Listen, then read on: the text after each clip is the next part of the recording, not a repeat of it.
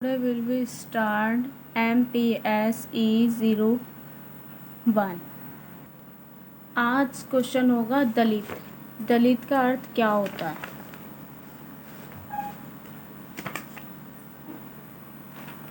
Assignment question number 4। दलित की राजनीति लामबंदी और बहुजन पार्टी की भूमिका की मूल्यांकन या आलोचना कीजिए। यह क्वेश्चन है हमारा 2020 और 2021। प्रिपरेशन करना है तो क्वेश्चन लेकर बैठ जाइए और उसे लर्न कीजिए। पहले हम पढ़ लेते हैं दलित कौन होते हैं। दलित वह होते हैं जो अनुसूचित जाति जनजाति, जैसे कि हमारी 4 जातियां हैं। अनुसूचित जाति जनजाति का अर्थ आप समझिए क्या है। जिसने कि अम्बेडकर जी ने बहुत सारी की व्याख्या की है अलग अलग तरीके से, और बहुत से नेताओं ने भी दलित की। देखिए, दलित एक पैंथर्स से भी लिया गया, पैंथर्स और उग्रवादी से ख़त्म नहीं है। पैंथर्स का मतलब आगे बताऊंगी, पहले दलित का अर्थ हम समझ लेते हैं। दलित पहले सबसे पहला दलित वर्ड हमारा जो अम्बेडकर, पहले दलित का अर्थ हम समझेंगे 4 जातियों से। 4 जातियों पर आधारित है दलित। जातियां बोलो या दलित बोल लो। क्षत्रिय, वैश्य, शूद्र, ब्राह्मण, ये 4 हो गई। इनमें से 5वां है पचम।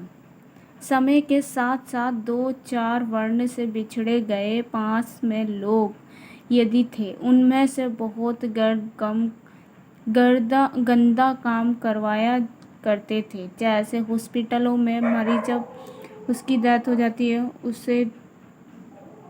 उसे पैक करना, जानवर मर जाते हैं उन्हें दफनाने का काम, कीचड़ उठाने का काम, नालियों में से कीचड़ उठाने का काम भी दिया जाता था दलितों को। दलित में से जैसे वाल्मीकि आ जाते हैं, वो एमसीडी वगैरह में आज वर्तमान समय में भी कार्य कर रहे हैं। ये ज़्यादा हार्ड क्वेश्चन नहीं है, आप दलित के ऊपर सब लिख कर आ जाओगे। और दलित के ऊपर बाबा साहेब अम्बेडकर ने भी एक व्याख्या, ज़्यादातर बाबा साहेब अम्बेडकर भी किस जाति से थे? एससी कास्ट से थे। जो एससी नाम इसी दलित की व्याख्या में दिया गया है। किस सन में, कब उसे एससी शेड्यूल वगैरह भी बोला जाता था। इसे हम आगे पढ़ेंगे। आगे बढ़ने से पहले आपसे एक बार शेयर करना चाहती हूँ, मेरे चैनल को वीडियो को लाइक एंड चैनल को सब्सक्राइब ज़रूर करें। चलिए बढ़ते हैं। काम समय में 19वीं सदी में भी आया। भारत में अंग्रेज़ों का शासन था। उस समय जनगणना की गई। कांग्रेस में भारत को एक नाम दिया गया। देखिए, भारत में ये जो एससी कास्ट के थे, उनको, जो नीची कास्ट के थे, उनको एक नाम दिया गया, डीसी, डिप्रेट क्लास। और दलितों वे होते थे जो सामाजिक, आर्थिक, अन्य तरीकों से बिछड़े हुए। इस दलित को मुख्य में समुदायों में संविधान को शासित किया गया। बाबा साहेब अम्बेडकर ने, भीमराव अम्बेडकर जी ने एक महाजाति से अनुसूचित जाति करने के लिए मौलिक अधिकार का संवैधानिक कार्य आरंभ किया। देखिए, मौलिक अधिकार भी जब भी आया था, जिस दिन बाबा साहेब अम्बेडकर ने दलितों के विरुद्ध, मतलब जो ऐसी कास्ट है उनके विरुद्ध आवाज़ उठाई और कहा सारी जातियाँ एक समान चलेगी। फिर वही संविधान में एक मौलिक अधिकार आए, जो आपको मौलिक अधिकार पूरी जितनी भी 8 बुक हैं, सब मौलिक अधिकार बाबा साहेब अम्बेडकर, गांधी जी, ये इनके सबके प्रवचन चलते आ रहे हैं। करने के लिए मौलिक अधिकार का संवैधानिक कार्य आरंभ किया। जैसे कार्य शुरू किया, मौलिक अधिकार संविधान में लागू भी किया गया। लेकिन बाबा साहेब की मृत्यु, जैसे ही ये लागू कर दिया गया तो बाबा साहेब की मृत्यु कब हुई थी? कमेंट करके बताएं कब हुई थी। दलितों का दलितों को ख़त्म करने के लिए बाबा साहेब ने मृत्यु के बाद भी दलित 20वीं सदी में था, ख़त्म नहीं हुआ। जब बाबा साहेब की मृत्यु हो गई फिर दलित फिर स्टार्ट हो गए। अनुसूचित जाति जनजाति में भेदभाव करने लगे और फिर राजनीति ख़त्म नहीं हुआ और संगठन आया। फिर संगठन आया 1970 में और उग्रवादी गठ जो दलित पैंथर्स दलित के अधिकार के लिए लड़ा। अब पैंथर आया 1970 में, दलित ने उग्रवादी संगठन जो दलित पैंथर्स के लिए लड़ा। अब ये क्वेश्चन भी आ जाता है जब हम बीएड या किसी भी एंट्रेंस एग्ज़ाम की तैयारी करते पॉलिटिकल से। अब बताइए पैंथर्स का अधिकार कब और पैंथर का किससे संबंध था? एक उग्रवादी और किस सन में आया? 1970 में। ये दो चीज़ें याद रखना, अधिकार के लिए पड़ा। और फिर उग्रवादी पैंथर्स ने अंबेडकर बाबा की नींव रखी। मतलब जो अंबेडकर बाबा ने कहा कि दलित अनुसूचित जाति जनजाति में जो भेदभाव हो रहा है वो एकता रहे, वही पैंथर्स चाहता था। पैंथर्स भी क्या चाहता था? जो अंबेडकर जी बोलते थे कि किसी जाति में, अनुसूचित जाति जनजाति में कोई मत भेदभाव ना हो, वही पैंथर चाहते थे, जो कि 1970 में आए। दलित कितने साल तक चलता रहा? जब बाबा साहेब अम्बेडकर की मृत्यु हुई। ये आपको कमेंट में मुझे बताना है कि बाबा साहेब की मृत्यु कब हुई थी। इस क्वेश्चन में जो मैंने ये अपना पूरा टिप्पणी लिखा है उसके अंदर भी लिखा है, अगर आप ध्यान से सुनोगे या पढ़ोगे तो आपको पता चल जाएगा बाबा साहेब की मृत्यु कब हुई। अम्बेडकर के नीड रखी। देखिए जो पैंथर्स आए 1970 में, उन्होंने क्या करा? जो अम्बेडकर जी थे उनकी ही जो नीतियाँ थी, मौलिक अधिकार थे,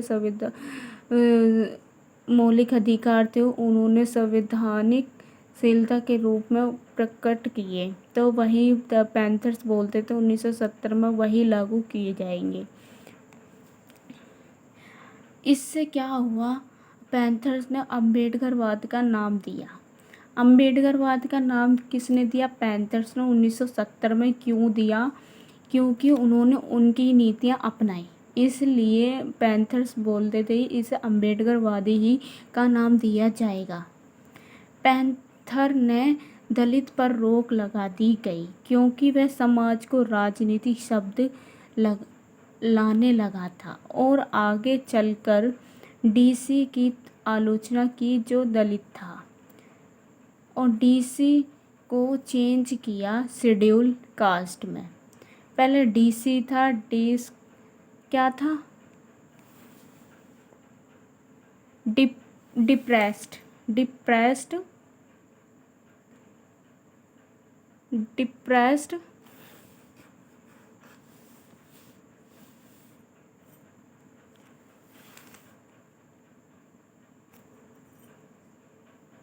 डिप्रेस्ड क्लास जो अंबेडकर जी ने नाम दिया। फिर दलित ने बस क्या चेंज किया? डिप्रेस्ड क्लास ना की आलोचना की, उसे चेंज कर दिया। क्या? शेड्यूल कास्ट कर दिया गया, एससी कास्ट का नाम दिया।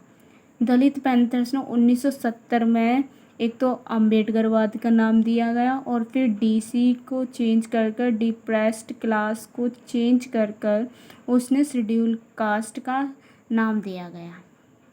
ये ध्यान रखना।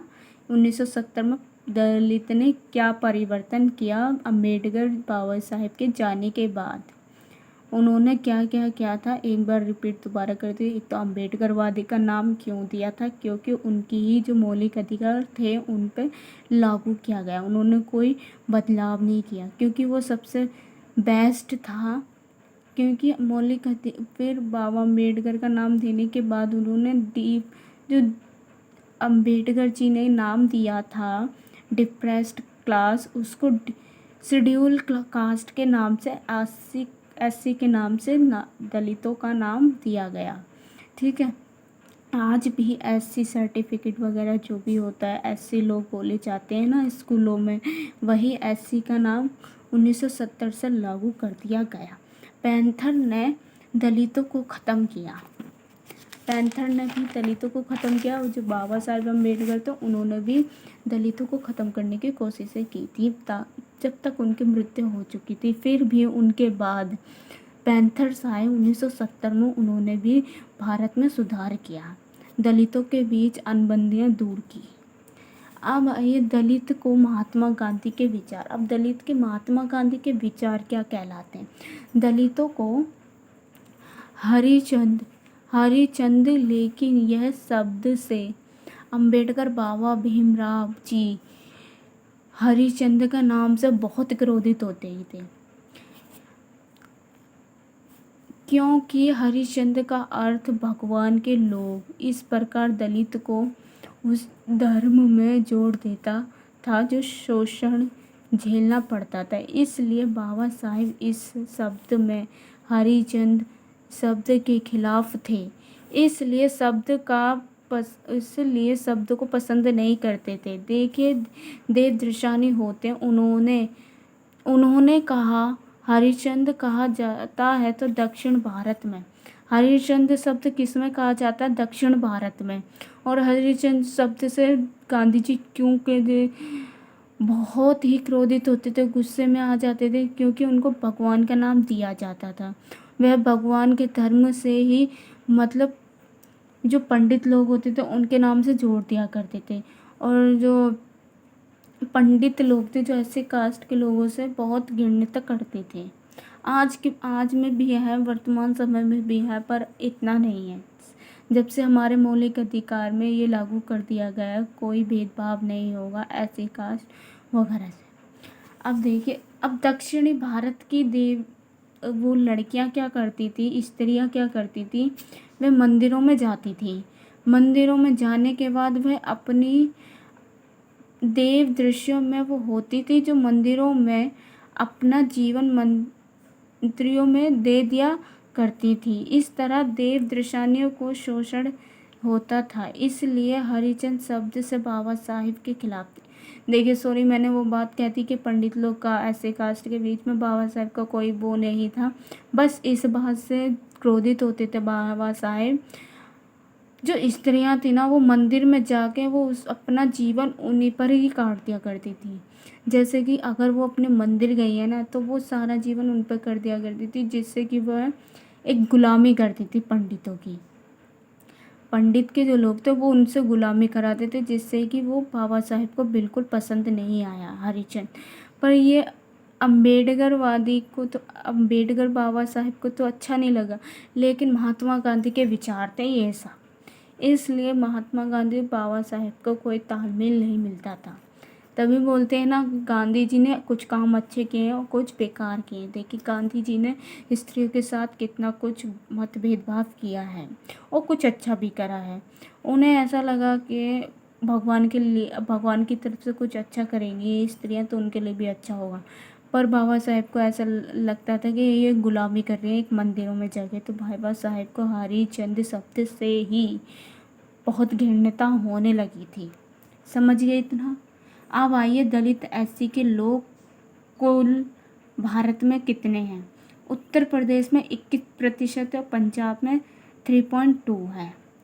और जनगणना का अंक 2001 में एससी 33 लाख था। अब 11 से 31 लाख 57,000 हो गई। आज के युग की बात बता रही हूँ, कितने एससी कास्ट के लोग हैं भारत में?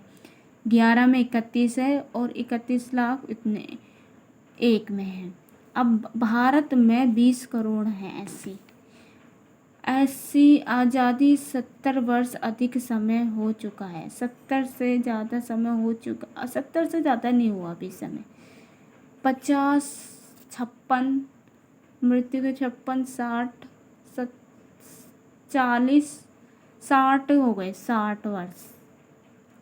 वर्तमान समय में दलित 2019 में भारत में साफ सफाई के काम से भी जुड़े हुए हैं। आज के समय में वाल्मीकि जो कास्ट है वो ज़्यादातर एमसीडी वर्क ज़्यादा करती है। आज के युग में जो कीचड़ उठाने वाले आते हैं वो भी एक है, वाल्मीकि भी होते हैं। आज के युग में कुछ नहीं है कि वही वाल्मीकि हो, हर कास्ट के कार्य कर रहे हैं, क्योंकि वो एक गवर्नमेंट का कार्य हो चुका है, संसदों का कार्य हो चुका है, इसलिए हर इंसान हर तरफ भागता है। ये हो गया हमारा दलित कौन थे। ठीक है, दलित की कितनी संख्या है भारत में, हरिचंद क्या कह सॉरी हरिचंद से क्या रणनीति होती थी बाबा साहेब अम्बेडकर को, और 1970 में पैंथर्स ने बाबा अम्बेडकरवादी का नाम दिया गया, और 56 में, और आप बता ही देती हूँ मैं, 1956 में बाबा साहेब की मृत्यु हो चुकी थी। अब करते बहुजन पार्टी और दलित। बहुजन पार्टी, समाज पार्टी और दलित का क्या महत्व रहा। देखिए, सबसे विचारक है इसमें काशीराम। अगर बहुजन पार्टी आ गया तो काशीराम बहुजन पार्टी बीएसपी है। बीएसपी जो बताते हैं, बीएसपी का मतलब बहुजन पार्टी मायावती से थी, जो कि वो भी एक ऐसे कास्ट से थी। 1984 में काशीराम नाम के व्यक्ति थे गठन किया, जो कि दलित जैसे पिछड़े वर्ग के व्यक्ति थे। बहुजन पार्टी मायावती जी की एक ऐसे वर्ग में आती थी, उन्होंने भी गठन किया। काशीराम की गति सफल हुई, लेकिन उत्तर भारत में ही सफल हो पाई। अब देखिए, काशीराम ने किसका उदाहरण है, बहुजन पार्टी। बहुजन पार्टी का मतलब समझ गए, पहले मायावती थी जो कि वो एससी कास्ट की थी। आज के युग में भी, आज के समय में भी क्या आता है, एससी कास्ट की ज़्यादा सीटें आती हैं, चाहे वो प्रधानमंत्री की नहीं, चाहे वो चीफ मिनिस्टर की हो, या तो एरिया के जो प्रधान वो होते हैं मंत्री वगैरह, उनकी ज़्यादातर एससी की आती हैं सीटें। आज में भी देखा होगा, इतना मौलिक अधिकार हमारा अगर संविधान नहीं लिखा होता बाबा साहेब अम्बेडकर ने, तो आज हमारी कास्ट के लोग, जो एससी कास्ट के लोग हैं, वो इतने ऊपर तक नहीं जाते। पंडित के लोग भी आकर मैं ये नहीं बोल रही एससी कास्ट के आगे झुक जाते हैं, मतलब कार्य करने के लिए भी जाते हैं। एससी कास्ट के लोग, जो पंडित लोग हैं, उनके घर भी जाते हैं कार्य करने। आज पहले के समय में अगर ये मौलिक अधिकार ना होता बाबा साहेब अम्बेडकर की देन से, तो आज बाबा साहेब उनकी वजह से ही एससी कास्ट के लोग अपना बिजनेस भी खोल लेते हैं, और उच्च कास्ट के लोग भी वहाँ कार्य करने आते हैं। मतलब आज की वर्तमान समय में कोई मतभेद भाव नहीं है, बस ये समझ लो। फिर अम्बेडकरवादी की चर्चा 65 वर्ष से ज़्यादा देश में सफल रहा है अन्य देशों के लिए। देखिए, अम्बेडकरवादी की, मैंने यही बताया भी, अम्बेडकरवादी की सफलता कितनी सक्सेसफुली रही, ये तो अभी बताया। वर्तमान समय में कोई भी मतभेद भाव नहीं है, जिसे कहते हैं। कुछ लोग होंगे जो अनग्रेजुएट होंगे, वही काम करते हैं ऐसा अछूत जातियों का, बड़े बूढ़े भी कर दिया करते हैं ऐसा, क्योंकि वो पढ़े लिखे नहीं होते, वो अपने रूल के इस अकॉर्डिंग चलते हैं। उत्तर भारत में देखिए, उत्तर भारत में जो मायावती की वो थी, बीएसपी सफल रहा। उत्तर भारत में बीएसपी सफल रहा, अम्बेडकर एससी द्वारा। पश्चिम भारत में आर्थिक सामाजिक दलित के लोग अवस्था में, लेकिन बीएसपी ने उत्तर भारत का गठन कोई भी कमी नहीं छोड़ी। बीएसपी जो मायावती थी, उत्तर भारत के गठन में कोई भी कमी नहीं छोड़ी। फिर विचारक गोल ओमवेट एससी कास्ट जो है, सरकार कर्मचारी कार्य उपलब्ध किया जाएगा। अब 1989 में लोकसभा, देखिए 1989 में लोकसभा चुनाव आए और बीएसपी ने अपने द्वारा लड़े गए, मायावती ने अपने द्वारा लड़े गए, और 35 लोकसभा चुनाव क्षेत्र में से 2.4% अखिल भारतीय मतों के साथ 3 सीटें प्राप्त की। इस प्रभावशाली प्रदान के साथ बीएसपी डाले गए वोटों के खिलाफ से छठी अखिल भारतीय पार्टी बनने में सक्षम हुई। उसने अपनी चुनाव प्रगति जारी रखी और 1997 में चुनाव आयोग द्वारा एक राष्ट्रीय दल के रूप में मान्यता प्राप्त करने के सफल रही।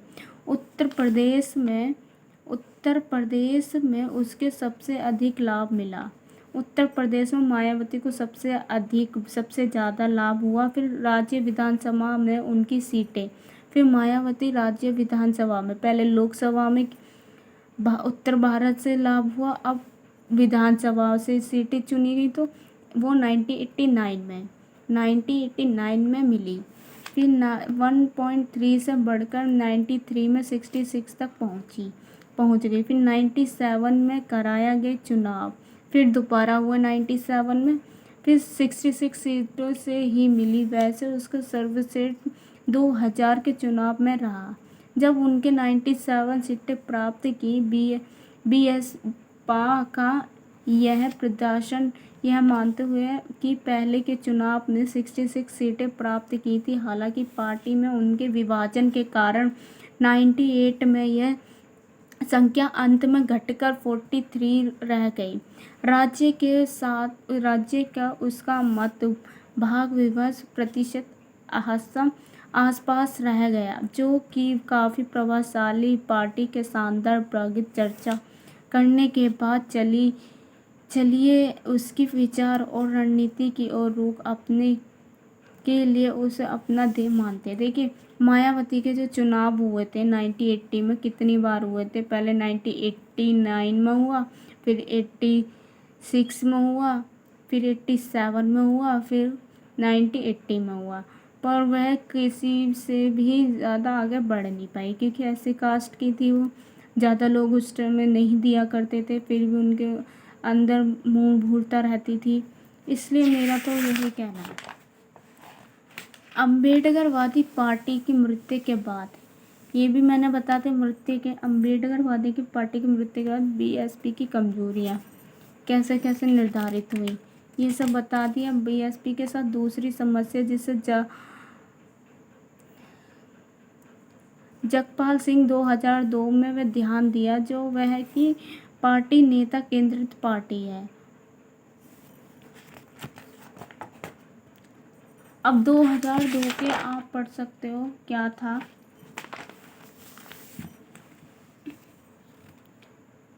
अब चमार जाटव बीएसपी के साथ एक अधिक गंभीरता समस्या हुई।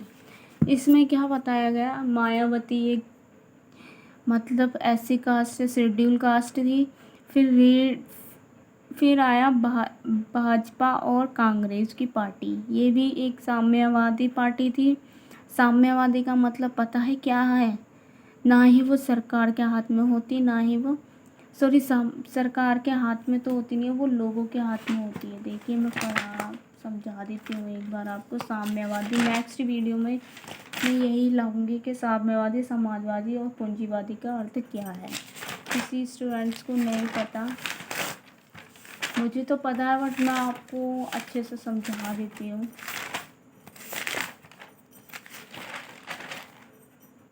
हाँ जी, समाजवाद पार्टी क्या होता है, सरकार के हाथ में नहीं होती है। यह अच्छा है, जो शेड्यूल कास्ट के जो नेता थे, लीडर्स थे, वो समाजवाद के हाथ में ही दे दिया करते थे, ना कि पूंजीवादी के हाथ में और ना ही साम्यवादी के। वह देते थे एक सरकार के हाथ में। तो इसका मतलब आप समझ गए क्या होता है अल्पसंख्यक जाति और अनुसूचित जाति। हमने पढ़ लिया यहाँ पे दलित, बहुजन पार्टी और भाजपा की क्या संविधान, सब पढ़ चुके हैं। आखिर भारतीय स्तर पर 20वीं के दशक में पहली बार अम्बेडकर ने दलित हित की अभिव्यक्ति शुरू की। अम्बेडकर से पहले भारत के कुछ राज्यों में उनकी दशा में सुधार लाने के लिए प्रयास होते रहे थे। उदाहरण के लिए महाराष्ट्र में फूले एक व्यक्ति, उनके महाराष्ट्र में महाराष्ट्र एक देश है और ये फूले एक व्यक्ति उनके परंतु ये राजनीतिक उद्देश्य के दलित में लमबंदी के वजह से सुधार की ओर प्रयास अधिक था। लमबंदी मतलब लंबे समय तक कोई प्रयास नहीं हुआ तो उसमें भी एक सुधार लाने का तरीका था। यह कहा जा सकता है कि दलित मुद्दे से जुड़े अनेक महत्वपूर्ण प्रश्न पर कांग्रेस के साथ अंबेडकर का मतभेद पैदा हो गए थे। 1919 से स्वतंत्रता पूर्व काल में 3.5 दशक से ही दलित के खामोवेश वही एकमात्र प्रवक्ता एक सर्वश्रेष्ठ अधिकता रहे। कांग्रेस में आवश्यकता बल देती थी।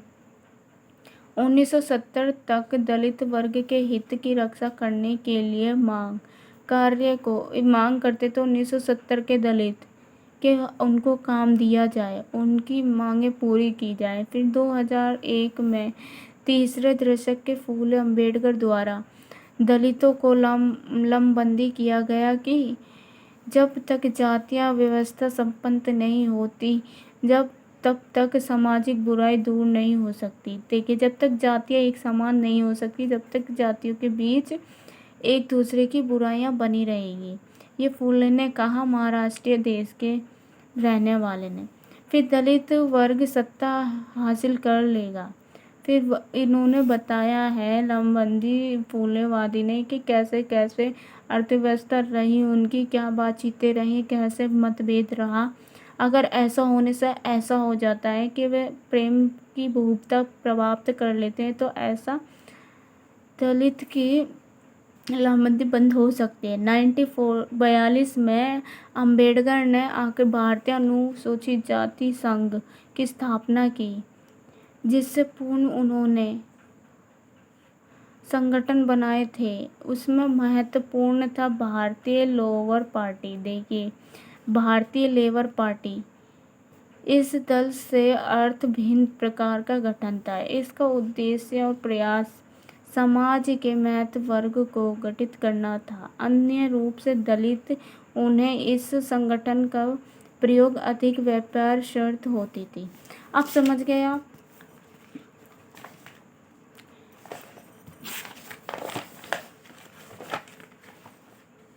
चलिए, अब यही था दलित आप समझ चुके हैं। यही, जब तक मेरी वीडियो अच्छी लगी तो लाइक करें, चैनल को सब्सक्राइब करें। अर्चना मास्टर को जब तक के लिए bye bye. Thank you for watching my video.